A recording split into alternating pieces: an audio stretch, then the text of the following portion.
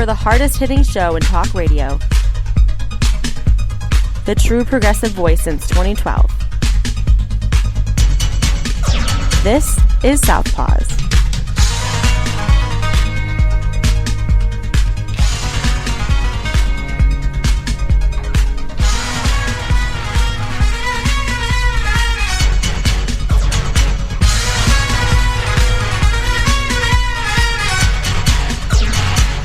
Welcome to Southpaws on the Pacifica Radio Network. We are the leaders of the revolution. I'm Darren Gibson, your host today.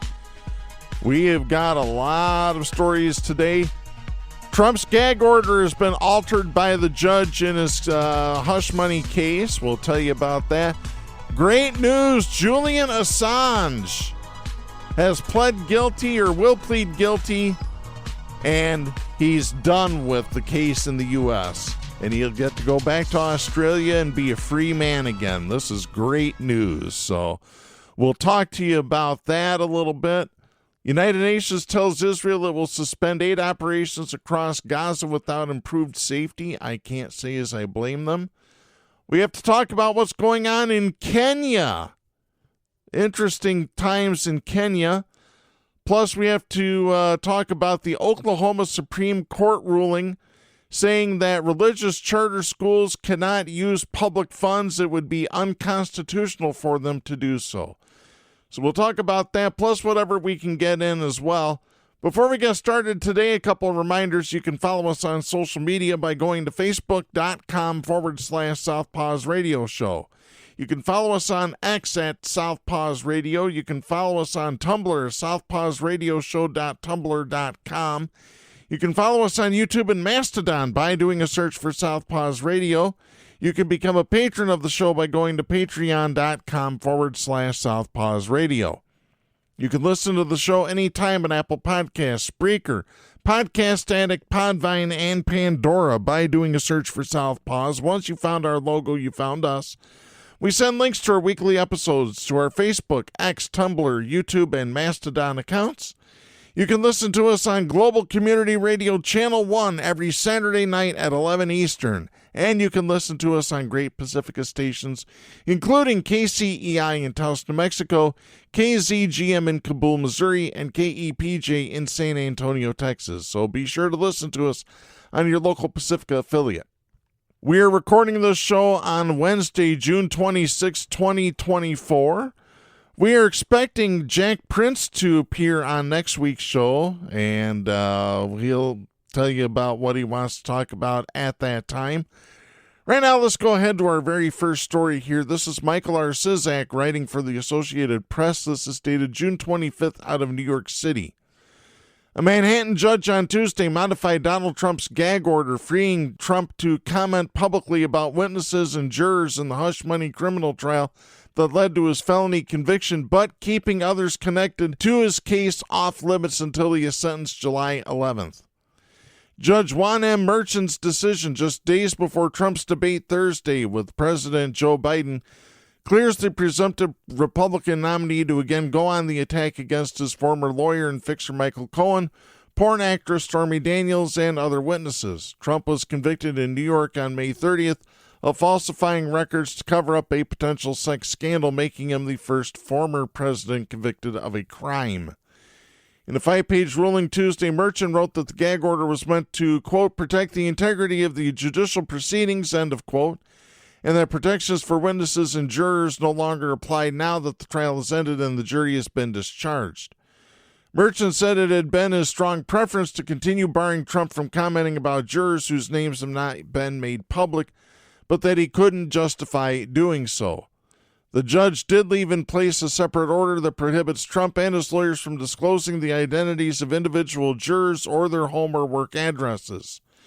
Trump lawyer Todd Blanche said after the verdict, the defense team has destroyed that information. I don't know if I believe him, to be honest with you, as you never know, especially with Trump. Merchan wrote, quote, there's ample evidence to justify continued concern for the jurors, end of quote. Merchan also left in place a ban on Trump commenting about court staffers, the prosecution team, and their families until he is sentenced, writing that they must, quote, continue to perform their lawful duties free from threats, intimidation, harassment, and harm, end of quote. That portion of the gag order does not prohibit Trump from commenting about the judge himself or District Attorney Alvin Bragg, whose office prosecuted the case. Trump's lawyers had urged Merchant to lift the gag order completely, arguing there was nothing to warrant continued restrictions on Trump's First Amendment rights after the trial's conclusion.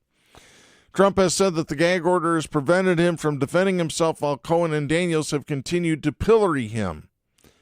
I haven't heard it. I really haven't. Though largely a win for Trump, his campaign spokesperson Stephen Chung criticized Tuesday's ruling as, quote, another unlawful decision by a highly conflicted judge which is blatantly un-American as it gags President Trump, the leading candidate in the 2024 presidential election during the upcoming presidential debate on Thursday, end of quote.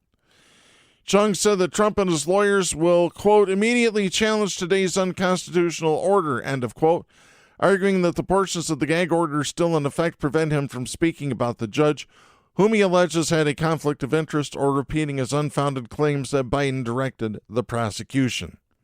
The Manhattan DA's office had asked Merchant to keep the gag order's ban on comments about jurors in place at least until Trump is sentenced, but said last week they would be okay with allowing Trump to comment about witnesses now that the trial is over. A message seeking comment was left with the Manhattan DA's office. Cohen, who testified for 4 days against his ex-boss, reacted to the ruling via text message. He wrote, quote, for the past 6 years, Donald and acolytes have been making constant negative statements about me. Donald's failed strategy of discrediting me so that he can avoid accountability didn't work then and won't work now, end of quote. Trump was convicted on 34 counts of falsifying business records arising from what prosecutors said was an attempt to cover up a hush money payment to Daniels just before the 2016 presidential election. She claims she had a sexual encounter with Trump a decade earlier, which he denies. The crime is punishable by up to 4 years behind bars, but prosecutors have not said if they would seek incarceration, and it's unclear if Merchant would impose such a sentence. Other options include a fine or probation. Following his conviction, Trump complained that he was under a, quote, nasty gag order, end of quote, while also testing its limits. In remarks a day after his conviction, Trump referred to Cohen as a sleazebag, though not by name. In a subsequent Newsmax interview, Trump took issue with jury and its makeup, complaining about Manhattan. Quote, it's a very, very liberal Democrat area, so I knew we were in deep trouble, end of quote. He also claimed, quote, I never saw a glimmer of a smile from the jury. No, this was a venue that was very unfair. A tiny fraction of the people are Republicans, end of quote. Really? Yeah. Trump's lawyers, who said they were under the impression the gag order would end with the verdict, wrote a letter to Merchant on June 4th asking him to lift the order. Prosecutors urged Merchant to keep the gag order's ban on comments about jurors and trial staff in place, quote, at least through the sentencing hearing and the resolution of any post-trial motions, end of quote. They argued that the judge had, quote, an obligation to protect the integrity of these proceedings and the fair administration of justice, end of quote. Well, they got that right. Merchant issued Trump's gag order on March 26, a few weeks before the start of the trial, after prosecutors raised concerns about the presumptive Republican presidential nominee's propensity to assail people involved in his cases. Merchant later expanded it to prohibit comments about his own family after Trump made social media posts attacking the judge's daughter, a Democratic political consultant. During the trial, Merchant held Trump in contempt of court, fined him $10,000 for violating the gag order, and threatened to put him in jail if he did it again. In seeking to lift the order, Trump's lawyers Todd Blanche and Emile Bove argued that Trump was entitled to, quote, unrestrained campaign advocacy, end of quote, in light of Biden's public comments about the verdict and Cohen and Daniels' continued public criticism. So now Trump is allowed to run his mouth, so we'll get to hear about this forever and ever and ever until the end of time. Guilty, Donald. Guilty. You are guilty. You have been found guilty by a jury of your peers. Actually, the jury's better than you because you're a lying skank. Sorry, you are. bastard. All right, let me go to our next story here. This is Mari Yamaguchi, Alana Durkin, Richard, Kimberly Asmores, and Eric Tucker writing for the Associated Press. This is dated June 25th out of Saipan. This is great news, folks. Wikileaks founder Julian Assange will appear in court Wednesday to plead guilty to a felony for publishing U.S. military secrets under a deal that will set him free to return home to Australia after years holed up and imprisoned while fighting extradition to the United States. The hearing, which will take place in the Northern Mariana Islands, a U.S. Commonwealth in the Pacific, is the stunning culmination of the U.S. government's years-long pursuit of the publisher, who has been painted both as a hero and a reckless criminal for exposing hundreds of thousands of sensitive military documents. A private jet carrying Assange is expected to land in Saipan, the capital of the Northern Mariana Islands, ahead of the hearing, where Assange is expected to plead guilty to an espionage charge of conspiring to unlawfully obtain and disseminate classified national defense information. The Justice Department agreed to hold the hearing on the remote island because Assange opposed coming to the continental U.S. and because it's near Australia, where he will return after he enters his plea. The deal, disclosed Monday night in court papers, represents the final chapter in a more than decade-long legal odyssey over the fate of the eccentric computer expert, whose hugely popular secret-sharing website made him a cause célèbre among press reform advocates who said he acted as a journalist to expose U.S. military wrongdoing. U.S. prosecutors have said his actions recklessly put the country's national security at risk. Though the deal with prosecutors requires Assange to admit guilt to a single felony count, it allows him to avoid spending any time in an American prison. He will get credit for the 5 years he has already spent in a high-security British prison while fighting extradition to the U.S. to face charges. Before being locked up in London, Assange spent years hiding out in the Ecuadorian embassy in London to avoid extradition to Sweden to face allegations of rape and sexual assault, which he has denied, and by the way, those allegations have been dropped. The abrupt conclusion enables both sides to claim a degree of success, with the Justice Department able to resolve without a trial a case that raised thorny legal issues and that might never have reached a jury at all given the plodding pace of the extradition process. Last month, Assange won the right to an appeal to an extradition order after his lawyers argued that the U.S. government provided blatantly inadequate assurances that he would have the same free speech protections as an American citizen if extradited from Britain. His wife, Stella Assange, told the BBC from Australia that it had been touch and go over 72 hours whether the deal would go ahead, but she felt elated at the news. A lawyer who married the WikiLeaks founder in prison in 2022, she said details of the agreement would be made public once the judge had signed off on it. Adding that she still didn't think it was real, she said, quote, "He will be a free man once it is signed off by a judge," end of quote. Assange on Monday left the London prison where he has spent the last 5 years after being granted bail during a secret hearing last week. He boarded a plane that landed hours later in Bangkok to refuel before taking off again towards Saipan. A video posted by WikiLeaks on X showed Assange staring intently out the window at the blue sky as the plane headed toward the island. WikiLeaks wrote, quote, "Imagine, from over 5 years in a small cell in a maximum security prison, nearly 14 years detained in the UK, to this," end of quote. The top Australian diplomat in the United Kingdom accompanied Assange on the flight. The guilty plea resolves a criminal case brought by Republican President Donald Trump's administration over the receipt and publication of war logs and diplomatic cables that detailed U.S. military action in Iraq and Afghanistan.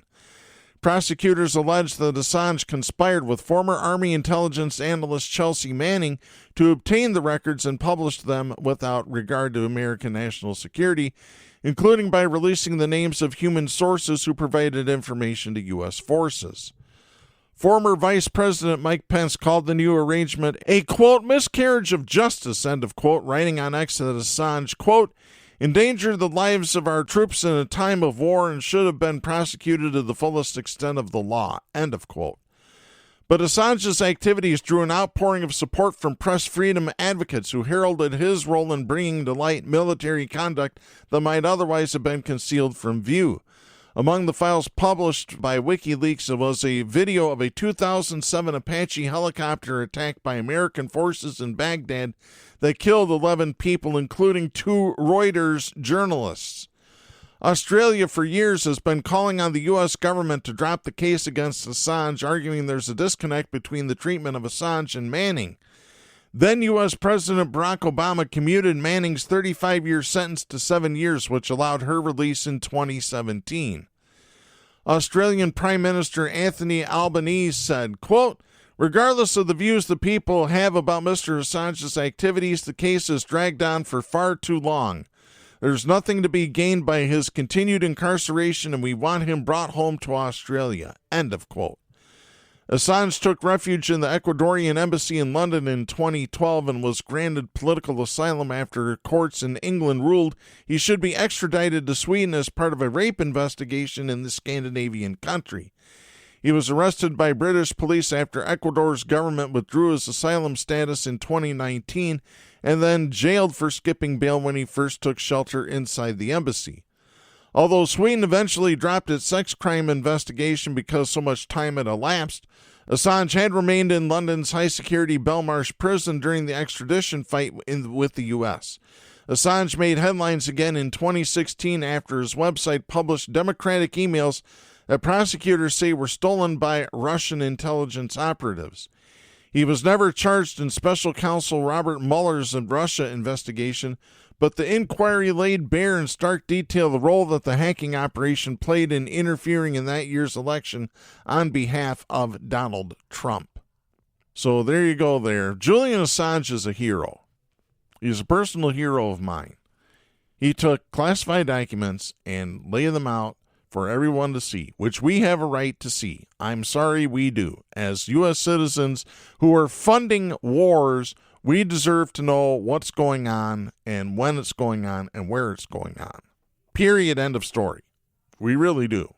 All right, let's go ahead to our next story here. This is Sammy Magdy, Ellen Nickmeyer, and Matthew Lee writing for the Associated Press. This is dated June 25th out of Washington. Senior United Nations officials have warned Israel that they will suspend the world body's aid operations across Gaza unless Israel acts urgently to better protect humanitarian workers. That's according to 2 UN officials on Tuesday. The ultimatum is the latest in a series of UN steps demanding Israel do more to safeguard aid operations from strikes by its forces and to curb growing lawlessness hindering humanitarian workers. A UN letter sent to Israeli officials this month said Israel must provide UN workers with a way to communicate directly with Israeli forces on the ground in Gaza, among other steps, the officials said. Those officials spoke on the condition of anonymity to discuss ongoing negotiations with Israeli officials. The UN officials said there has been no final decision on suspending operations across Gaza and that talks with the Israelis were ongoing. U.S. officials are talking with the UN and Israeli military to try to help resolve UN concerns.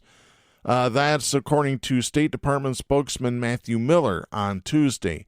Asked if the U.S. had received any commitments from Israeli Defense Minister Yoav Gallant, who is visiting this week to speak with Biden administration officials, Miller said, quote, "We went through a number of specific things that we want to see resolved when it comes to the humanitarian situation and got an assurance to continue to work on those." End of quote. The Israeli army declined to comment on the UN warning, and the Israeli Defense Ministry did not respond to requests for comment. Israel has previously acknowledged some military strikes on humanitarian workers, including an April attack that killed 7 workers with the World Central Kitchen, and has denied allegations of others. Citing security concerns, the UN World Food Program has already suspended aid delivery from a U.S.-built pier designed to bring food and other emergency supplies to Palestinians who are facing starvation amid more than 8 months of war between Israel and Hamas in Gaza. UN and other aid officials have complained for months that they have no way to communicate directly and quickly with Israeli forces on the ground, in contrast with the usual procedures known as deconfliction, employed in conflict zones globally to protect aid workers from attacks by combatants. Aid groups say Israel's procedure for coordinating with aid work requires them to speak instead with an agency within the military called Coordination of Government Activities in the Territories. In its letter to Israeli officials, the UN cited communication and protective equipment for aid workers as among the commitments that it wanted Israel to make good on for its aid operations in Gaza to continue. That's according to two UN officials. Miller said taking aid from trucks and other criminal attacks were the biggest problem blocking aid delivery within Gaza right now, rather than strikes on aid workers by Israeli forces or commandeering of aid convoys by Hamas. Miller told reporters, quote, "And so we have been working with the UN and Israel to try to find a solution to that problem," end of quote, including trying to ensure that aid workers, quote, "have radios and other communications equipment so they can communicate with each other and safely move around Gaza," end of quote. The UN said in April that about 30 humanitarian workers have been killed in the line of duty in Gaza since the war between Israel and Hamas began in October. The UN and other humanitarian organizations also complain of increasing crime in Gaza and have urged Israel to do more to improve overall security for their operations from attack and theft. The lawlessness has stymied what Israel said was a daily pause in fighting to allow a new safe corridor to deliver aid into southern Gaza, with humanitarian officials saying groups of gunmen are regularly blocking convoys, holding drivers at gunpoint, and rifling through their cargo. Steve Taravella, a spokesman for the World Food Program, one of the main organizations working on humanitarian delivery in Gaza, said on top of that, quote, "missiles hit our premises despite being deconflicted," end of quote. He was not one of those confirming the UN threat to suspend operations across the territory. Quote, "WFP warehouses have been caught in the crossfire twice in the past 2 weeks," end of quote. Humanitarian officials said conditions for civilians and aid workers have worsened since early May when Israel launched an offensive in the southern city of Rafah, where many aid groups have their base. The operation has crippled what had been a main border crossing for food and other aid.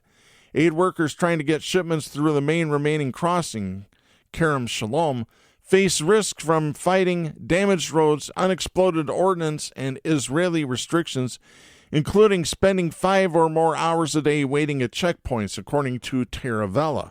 He said, quote, "restoring order is crucial for an effective humanitarian response to meet soaring needs. UN agencies and others need a safe environment to be able to access people and scale up," end of quote. Israeli officials say the problems at Kerem Shalom are a matter of poor UN logistics. Separately, the United Nations has suspended cooperation with the U.S.-built pier since June 9, a day after the Israeli military used the area around the pier in a hostage rescue that killed more than 270 Palestinians. While U.S. and Israeli officials said no part of the pier itself was used in the raid that rescued 4 hostages taken by Hamas, UN officials said any perception in Gaza that the project was used in the Israeli military operation may endanger their aid work. The UN has finished a security assessment of the pier operation following the raid, but has not yet made a decision on resuming delivery of supplies arriving by sea. That is according to a humanitarian official who spoke on the condition of anonymity to discuss details that have not yet been released publicly. Speaking to reporters traveling with the U.S. delegation to a gathering of defense chiefs in Botswana on Tuesday, an official with the U.S. Aid for International Development expressed optimism that aid deliveries from the pier would eventually resume. Isabel Coleman, Deputy Administrator of U.S. Aid, which has been working with the World Food Program on aid distribution from the pier, said, quote, "I think it's a question of when the IDF can provide and the government of Israel can provide the assurances that the UN is seeking on deconfliction and security right now," end of quote. IDF being the Israeli Defense Forces. So there's the latest on what's happening with the Israeli-Hamas war, which really they need to just have a ceasefire right now. They really do. Israel has done what they've needed to do. Let the Palestinians go. Let them go. It's become genocide over there. It really has. But that's what Israel wants, as we've said before on the show. And I'm just going to say to all the people that keep harping on Biden, oh, Biden needs to stop being Genocide Joe. He's not being Genocide Joe. The U.S. has treaties to provide Israel with defense mechanisms. That includes bombs, that includes jets, that includes tanks, that includes everything. Those treaties have been around for decades, well before Joe Biden was elected president of the United States. That's just the facts of the matter. So calling Joe Biden Genocide Joe is kind of disingenuous. Would I like to see him do more to end this conflict? Absolutely, I would. Is he the cause of all the conflict? Absolutely not. Sorry, he isn't. And if you think you're going to get it better with Trump, think again, because Trump's going to tell Israel to get the job done no matter what it takes. And that includes getting rid of all Palestinians. It's ridiculous. All right, let's go to our next story here. This is Evelyn Musambi writing for the Associated Press. This is dated June 25th out of Nairobi, Kenya. Kenya's president called the storming of Parliament on Tuesday a national security threat and vowed that such unrest won't happen again at whatever cost after thousands of protesters against a new finance bill pushed their way in, burning part of the building and sending legislators fleeing. It was the most direct assault on the government in decades. Journalists saw at least 3 bodies outside the complex where police had opened fire, and medical workers reported 5 others killed. Clashes spread to other cities. There was no immediate word on arrests. President Ruto called the events treasonous and said, quote, "Today's events mark a critical turning point on how we respond to threats to our national security," end of quote. Kenya's defense minister said the military had been deployed to support police during the security emergency and, quote, "breaching of critical infrastructure," end of quote. Really? Parliament is critical infrastructure. Not. Got news for you. Critical infrastructure is like water, sewer, electric. Sorry. I mean, they're stretching it to the thinnest point, but whatever. Protesters had demanded the legislators vote against the bill imposing new taxes on East Africa's economic hub, where frustrations over the high cost of living have simmered. Youth who had voted Ruto into power with cheers for his promises of economic relief have taken to the streets to object to the pain of reforms. But lawmakers voted to pass the bill, then fled through a tunnel as protesters outmaneuvered police and poured in. The fire was later put out. At least 5 people who were shot dead while treating the wounded, the Kenya Medical Association and other groups said in a statement. It said more than 30 people were wounded, at least 13 with live bullets. Police fired live ammunition and threw tear gas canisters at protesters who sought treatment at a medical tent at a nearby church. Elsewhere in town, Kenyatta National Hospital said it received 45 victims. One person shot dead was wrapped in a Kenyan flag and carried away. Another lay on the sidewalk, their head in the gutter. Internet service in the country noticeably slowed in what NetBlocks called a major disruption, and at least one broadcaster issued a statement saying that, quote, "We have received threats from the authorities to shut us down," end of quote. Ruto had been outside Nairobi attending an African Union retreat. He was expected to sign the finance bill into law this week. He has 2 weeks to act, but faces calls from religious and other leaders to think again. The nearby office of the Nairobi governor, a member of the ruling party, was also briefly on fire Tuesday, smoke pouring from its white facade.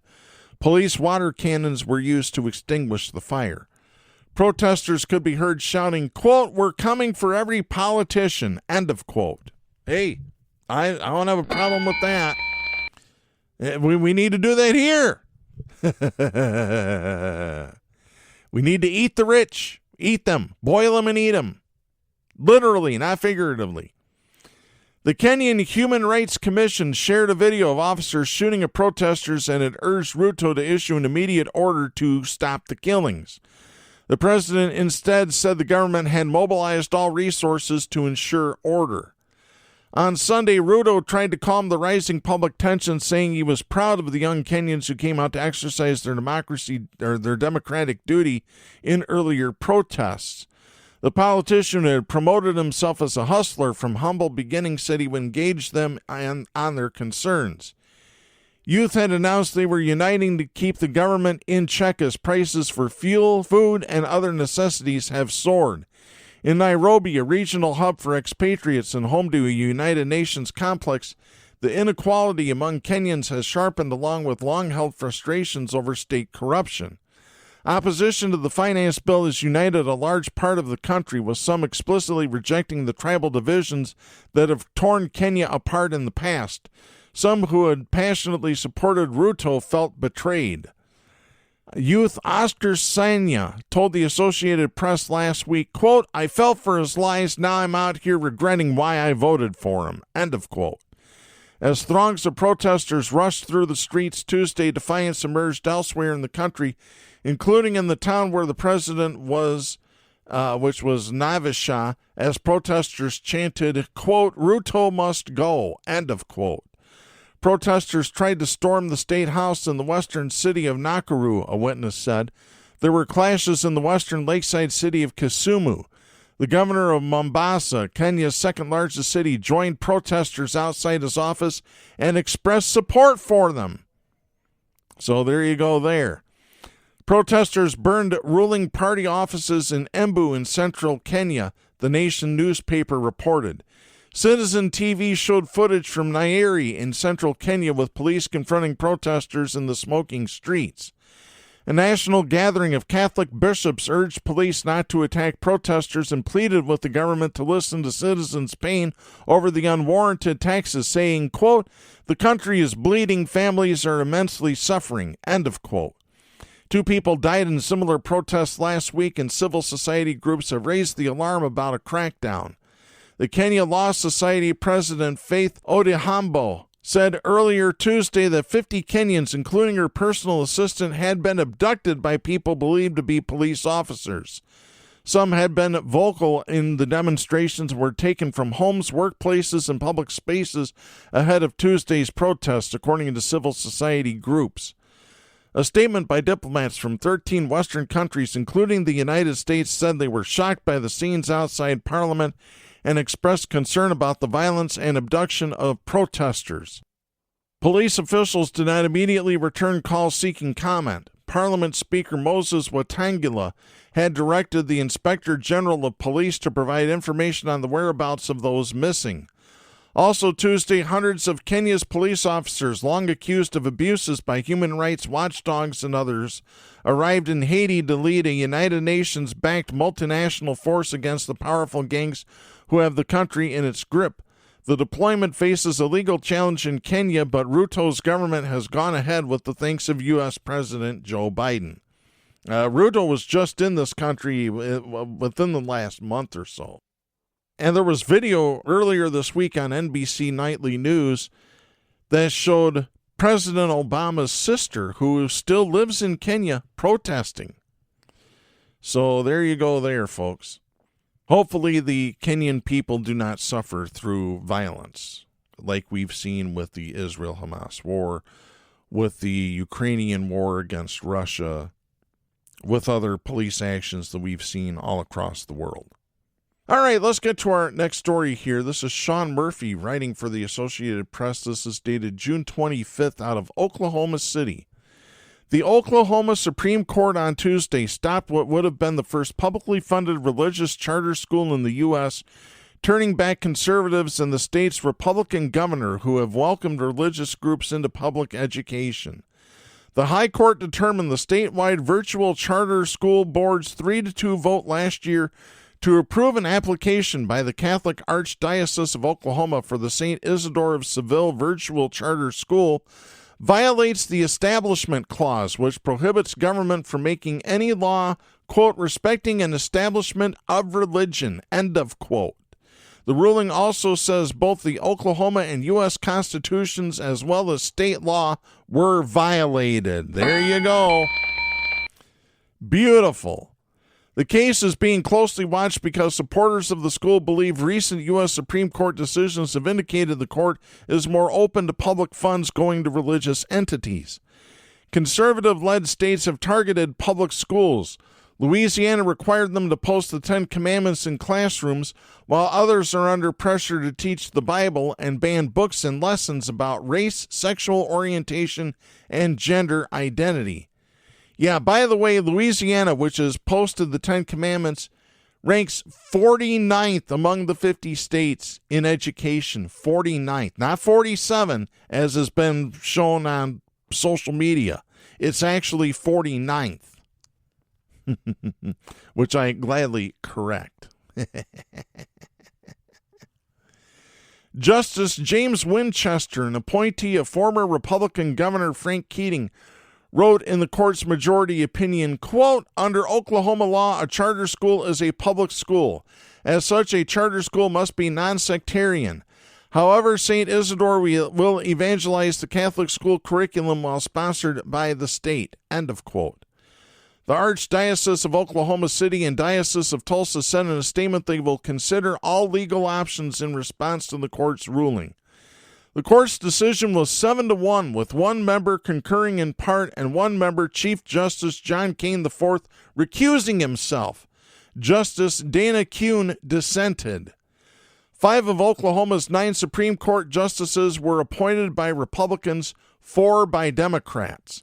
In her dissent, Kuhn wrote that excluding St. Isidore from operating a charter school based solely on its religious affiliation would violate the Free Exercise Clause of the First Amendment to the U.S. Constitution. No, it doesn't. The Oklahoma Constitution does not bar Oklahoma from contracting with religious schools as long as state-funded non-religious options are available, Kuhn wrote. Yeah, really. Oklahoma's Republican Attorney General Gentner Drummond, who urged the board not to approve the contract, had asked the state's high court to intervene and rule on the case. He praised the court's decision. In a statement, Drummond said, quote, the framers of the U.S. Constitution and those who drafted Oklahoma's Constitution clearly understood how best to protect religious freedom by preventing the state from sponsoring any religion at all. End of quote. Yeah, that's right. The K-12 online public charter school was set to start classes for its first 200 enrollees in the fall, with part of its mission to evangelize its students in the Catholic faith. The Archdiocese is seeking guidance from attorneys on whether to open, said Brett Farley, the executive director of the Catholic Conference of Oklahoma. A group of Oklahoma parents, faith leaders, and a public education nonprofit sued to stop the establishment of the school. Oklahoma Governor Kevin Stitt, who supported the board's decision, said he was disappointed Drummond challenged it and remained hopeful the U.S. Supreme Court would consider the case. In a statement, Stitt said, quote, I'm concerned we've sent a troubling message that religious groups are second-class participants in our education system. Charter schools are incredibly popular in Oklahoma, and all we're saying is we can't choose who gets state dollars based on a private entity's religious status. End of quote. Really? No, the troubling message is sent by you, Stitt. Separation of church and state. Period. End of story. Unbelievable. Unbelievable. All right, let's get to our next story here. This is Jesse Badayan writing for the Associated Press. This is dated June 25th out of Denver. U.S. Representative Lauren Boebert faced voters in Colorado's Republican primary election Tuesday after she fled a tough re-election race to run in a more Republican-leaning district, harried along the way by accusations of carpetbagging and still bruised by an embarrassing video. Boebert, who planted her MAGA flag in the U.S. House of Representatives in 2020, has amassed conservative clout across the country, but that limelight has also meant public scandals. Her decision to switch districts came after video surfaced of her vaping and causing a disturbance with a date at a musical production of Beetlejuice.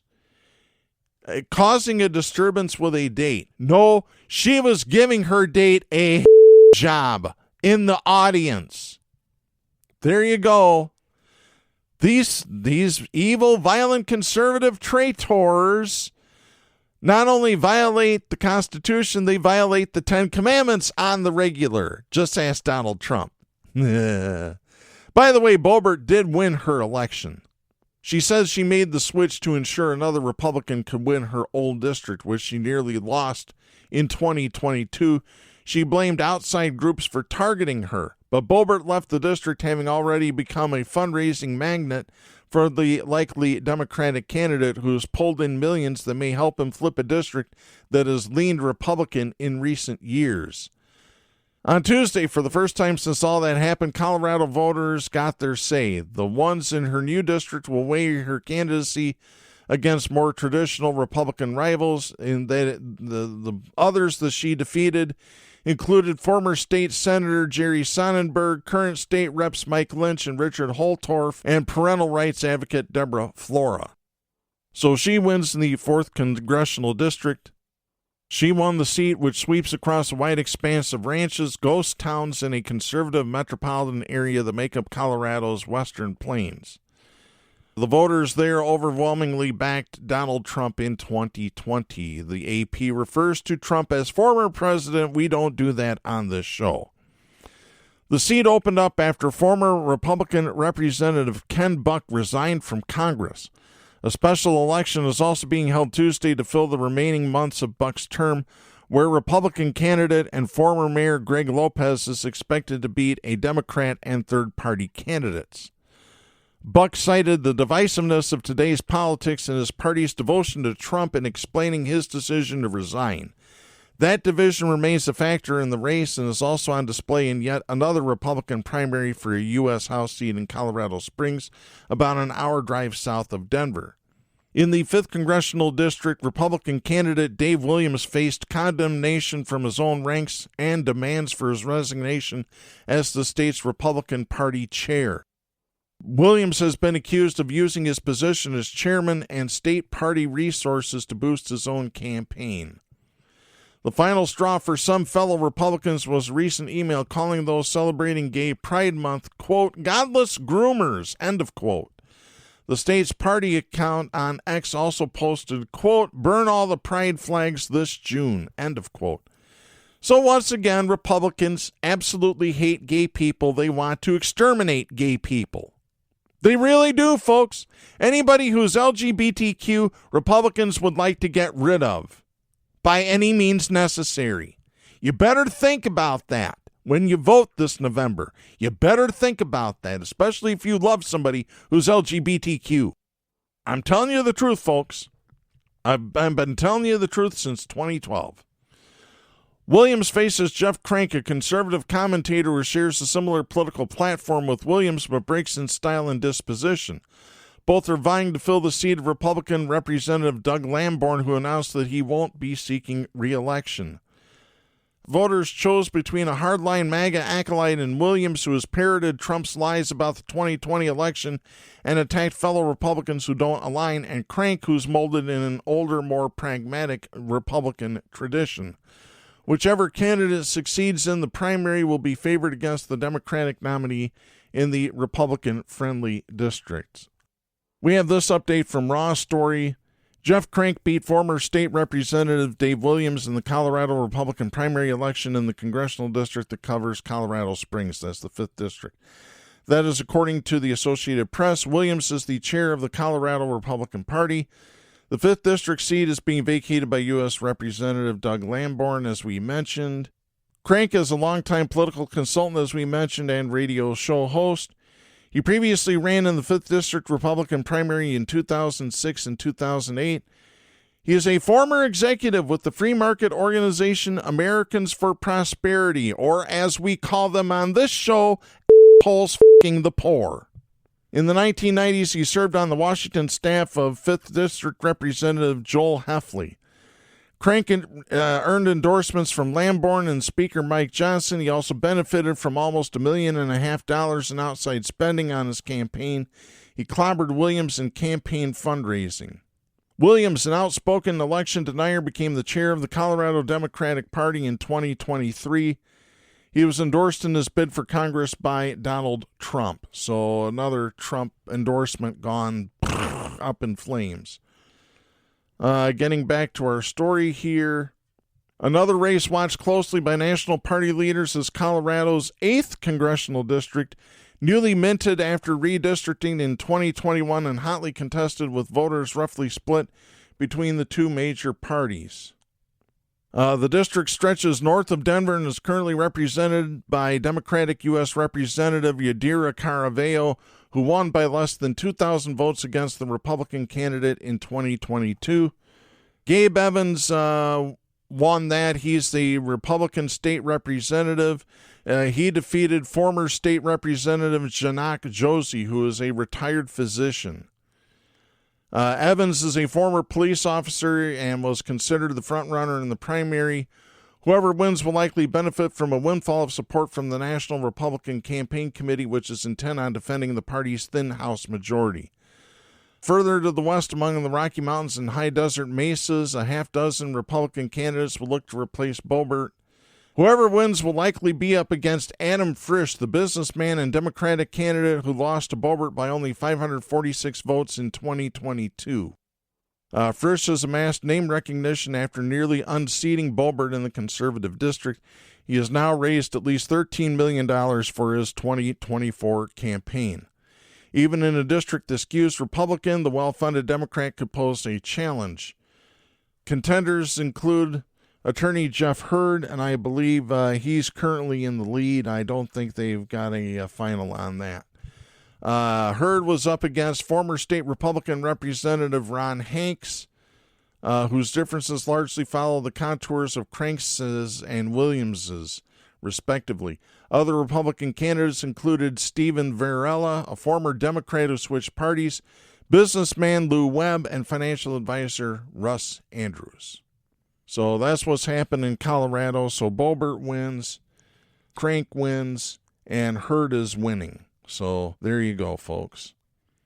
All right, let's get to our next story here. This is Amanda Seitz writing for the Associated Press out of Washington. This is dated June 25th. This is some big news, folks. The U.S. Surgeon General on Tuesday declared gun violence a public health crisis driven by the fast-growing number of injuries and deaths involving firearms in the country. The advisory issued by Dr. Vivek Murthy, the nation's top doctor, came as the U.S. grappled with another summer weekend marked by mass shootings that left dozens of people dead or wounded. In a phone interview with the Associated Press, Murthy said, quote, "People want to be able to walk through their neighborhoods and be safe. America should be a place where all of us can go to school, go to work, go to the supermarket, go to our house of worship without having to worry that that's going to put our life at risk." End of quote. To drive down gun deaths, Murthy called on the U.S. to ban automatic rifles, introduce universal background checks for purchasing guns, regulate the industry, pass laws that would restrict their use in public spaces, and penalize people who fail to safely store their weapons. None of those suggestions can be implemented nationwide without legislation passed by Congress, which typically recoils at gun control measures. Some state legislatures, however, have enacted or may consider some of the Surgeon General's proposals. Murthy said there's broad agreement that gun violence is a problem, citing a poll last year that found most Americans worry, at least sometimes, that a loved one might be injured by a firearm. Over 48,000 Americans died from gun injuries in 2022 alone. Doctors quickly praised Murthy's advisory. The American Academy of Family Physicians, for example, has considered gun violence a public health epidemic for over a decade. That group's president, Stephen Furst, said in a statement, quote, "Family physicians have long understood and have seen firsthand the devastating impact firearm violence has on our patients and the communities we serve." End of quote. Murthy's advisory, however, promises to be controversial with the gun lobby and will certainly incense Republican lawmakers, most of whom opposed his confirmation twice to the job over his statements on gun violence. Here's what the National Rifle Association said immediately. This is Randy Kozuk, the organization's president. In a statement on X, he said, quote, "This is an extension of the Biden administration's war on law-abiding gun owners." End of quote. F*** you, NRA. There, I said it. I don't care. It was the NRA and Republicans who enjoy the powerful gun lobby support that almost derailed Murthy's confirmation as Surgeon General a decade ago. Murthy became quieter on the issue of gun violence after his past statements almost cost him the job. He ended up promising the Senate that he did not intend to use his office as Surgeon General as a, quote, "bully pulpit on gun control," end of quote. Donald Trump dismissed Murthy in 2017, but President Joe Biden nominated him again in 2021. Murthy has published warnings about troubling health trends in American life, including loneliness and social media use. In an opinion piece in the New York Times this month, he said social media has contributed to a mental health crisis among the country's young people and asked Congress to require warning labels on social media platforms similar to those on cigarette boxes. But he has also faced mounting pressure from some doctors and Democratic advocacy groups to speak out more. A group of 4 former surgeon generals asked the Biden administration to produce a report on the problem in 2022. Murthy told the AP, quote, "It is now time for us to take this issue out of the realm of politics and put it in the realm of public health, the way that we did with smoking more than a half century ago." End of quote. It was a 1964 report from the Surgeon General that raised awareness about the dangers of smoking that is largely credited with reducing tobacco use and precipitating regulations on the industry. Murthy now hopes his advisory on guns will shift the conversation, too, on this issue. He has been encouraged by some developments in Congress, including the passage of the bipartisan Safer Communities Act in 2022 that enhanced background checks for firearms. A White House report obtained by the Associated Press says the more thorough background checks have roughly stopped 800 sales of firearms to people under age 21. Additionally, more than 500 people, including some linked to transnational cartels and organized crime rings, have been charged with gun trafficking and other crimes under the landmark gun safety legislation. Children and younger Americans in particular are suffering from gun violence, Murthy notes in his advisory called Firearm Violence, a Public Health Crisis in America. Suicide by gun rates have increased by nearly 70% for those between the ages of 10 to 14. Children in the U.S. are far more likely to die from gun wounds than children in other countries, according to the research he gathered. Even when children are not direct victims of a gun shooting, they may suffer from mental health blowback of gun violence, the report says. About half of teens in the U.S. worry about a school shooting, and in areas that have been exposed to a fatal shooting at a school, youth antidepressant use jumps by more than 20%. In addition to new regulations, Murthy calls for an increase on gun violence research and for the health system to promote and educate patients about gun safety and proper storage during checkups. So there you go. That's going to be coming because I tell you what, my doctor asked me if I own any guns before one of my last checkups. Quite truthfully, my opinion is it's none of their business. I'm just going to say it like that. I don't care. I am very pro Second Amendment. There needs to be more background checks. But I tell you what, if you take guns away from the people, you will have a despotic autocracy. And that's what's going to happen under Donald Trump if he gets elected in 2024. Guarantee it. All right, let's get to our next story here. One of my least favorite people in the media actually did something right. This is Dominic Mastrangelo writing for The Hill. This is dated June 24th. CNN anchor Kasie Hunt, or as I refer to her as her last name rhyming with something else, that is one of Carlin's 7 dirty words that you can't use on FCC-regulated airwaves. I'm sorry, I will not forgive her for the way that she treated Bernie Sanders in an interview just a couple of years ago. Screw her. So anyway, Kasie Hunt stopped an interview with a top spokesperson for Donald Trump's campaign Monday after she repeatedly attacked 2 CNN anchors who were slated to host this week's presidential debate. Hunt asked Trump National Press Secretary Karoline Leavitt what Trump is going to do differently on the debate stage this time, drawing reference to his 2020 clashes with President Biden. Leavitt said, quote, "President Trump knows what he wants to say, and he's going to relay his vision to the American people to make this country strong, safe, secure, and wealthy again. He's been doing that across this great nation to all corners of this country." End of quote. Leavitt continues, quote, "And that's why President Trump is knowingly going into a hostile environment on this very network, on CNN, with debate moderators who have made their opinions about him very well known over the past 8 years and their biased coverage of him." Hunt pushed back on Leavitt's comments about CNN moderators Jake Tapper and Dana Bash, who will host the Thursday debate, which is going to be at the network headquarters in Atlanta, Georgia.